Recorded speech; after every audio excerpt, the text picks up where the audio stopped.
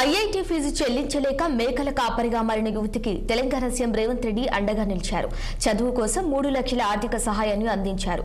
రాజన్న సిరిసిల్ల జిల్లా వీర్నపల్లి మండలం గోన్యా నాయక్ తాండాకు చెందిన మధులత ఎంతో కష్టపడి జేఈఈ మెయిన్లో 824వ ర్యాంకు సాధించింది.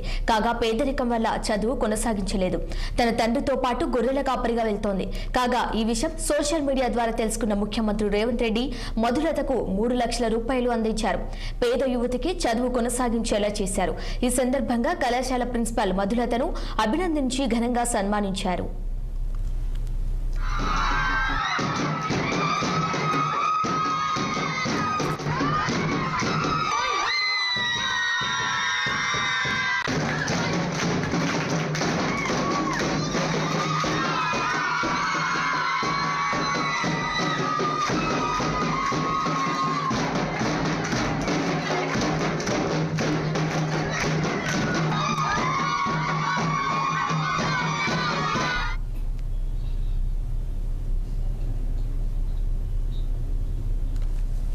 రెక్కాడితే గాని డొక్కాడని కుటుంబంలో 3 ఆడబిడ్డల్ని పెంచి పెద్ద చేశాడు ఆ నిరుపేద తండ్రి. పేదరికం అడ్డు వస్తున్న సొంత రెక్కల కష్టంతో 3ని డిగ్రీ వరకు చదివించాడని స్థానికులు చెబుతున్నారు. చిన్న కుమార్తె మధులత చదువులో ఉత్తమ ప్రతిభ కనబరుస్తుంది.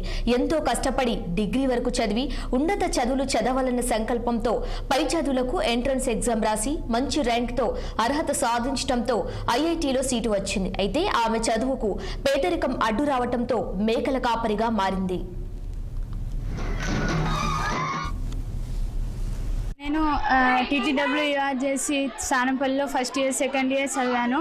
ఆ తర్వాత మేడమే మాకు ఎగ్జామ్ రాసి దక్షిణ ఫౌండేషన్ ద్వారా నేను అక్కడ వెళ్ళి 1 ఇయర్ లాంగ్ టర్మ్ తీసుకున్నాను. తద్వారా నాకు ఈ ర్యాంక్ అనేది వచ్చింది.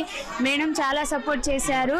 ప్రిన్సిపల్ శకుంతల దేవి మేడం అంటే మా తల్లిదండ్రుల ఆర్థిక సాయం కోసం అండ్ గవర్నమెంట్ని సంప్రదించారు. వాళ్ళు కూడా హెల్ప్ చేశారు. నేను చిన్నప్పటి నుంచి గవర్నమెంట్ స్కూల్లోనే చదువుకున్నాను. తద్వారా గవర్నమెంటే ఎన్నో ఎంట్రన్స్ ఎగ్జామ్ రాపించింది.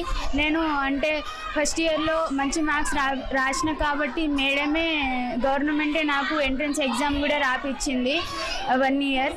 తర్వాత నేను దక్షిణ ఫౌండేషన్ ద్వారా అటు వెళ్ళాను. మళ్ళీ ఎగ్జామ్ రాశాను. మళ్ళీ ర్యాంక్ నేను సాధించాను. ఇంత మంచి ఆపర్చునిటీ నాకు అందించారు. చాలా హ్యాపీగా ఉంది.